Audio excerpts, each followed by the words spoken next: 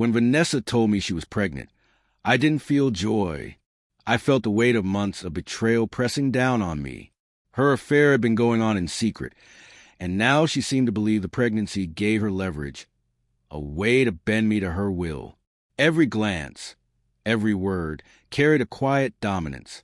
She was smug, confident, untouchable in her own mind. At first, I was overwhelmed. Anger, fear, frustration, they swirled inside me. Could I confront her? Or would any reaction feed into her sense of power? I realized quickly that responding with emotion would only hand her control she sought. I had to think clearly, move deliberately, and hold my ground. I began observing and documenting everything. Late-night calls, evasive behavior, subtle attempts to manipulate, not out of revenge, but to understand her patterns and regain control over my own life. Vanessa seemed to think the child made me powerless, that I would tolerate lies and disrespect. But real strength, I reminded myself, isn't about staying silent. It's about acting decisively, calmly, and with foresight. One evening, I spoke to her, voice steady and calm. This child isn't your shield. I won't be manipulated. Your choices have consequences.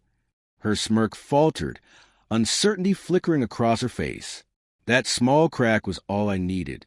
The pregnancy she thought made her untouchable could instead reveal the truth of her actions. Over the following days, I held my ground. I refused to react to insults, subtle provocations, or guilt-tripping. My silence became a statement, my composure a shield.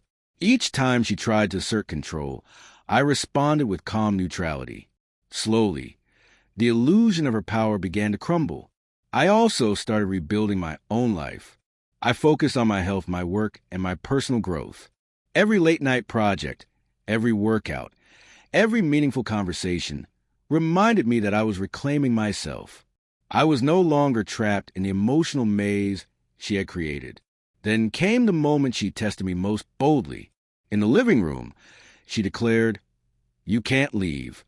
I'm pregnant. That changes everything." I looked at her without flinching. "No," I said simply, "it changes nothing. I won't be manipulated, and I won't compromise my dignity or the truth." I saw doubt flicker in her eyes for the first time. The power she had believed she held dissolved in the face of unwavering calm. Every interaction afterward became a lesson in patience, strategy, and quiet resolve. She tried provocation, guilt, and intimidation. I met each attempt with the same measured composure. Her assumed advantage, the pregnancy, was now a mirror reflecting the consequences of her choices. Days turned into weeks, and I kept careful records of our interactions, preparing for the moment when accountability could no longer be avoided. I acted neither hastily nor with anger. I let her actions speak for themselves, and the consequences became inevitable. Eventually, Vanessa sat down humbled and cautious. She admitted the affair, acknowledged her mistakes, and recognized that she had underestimated me. I listened, patient and steady, letting her words land without interruption. My restraint wasn't weakness. It was a demonstration of control, of strength that didn't need to raise its voice. Looking back, I saw the irony clearly. The pregnancy she had wielded as a tool of power had instead exposed her choices, her lies, and her vulnerability.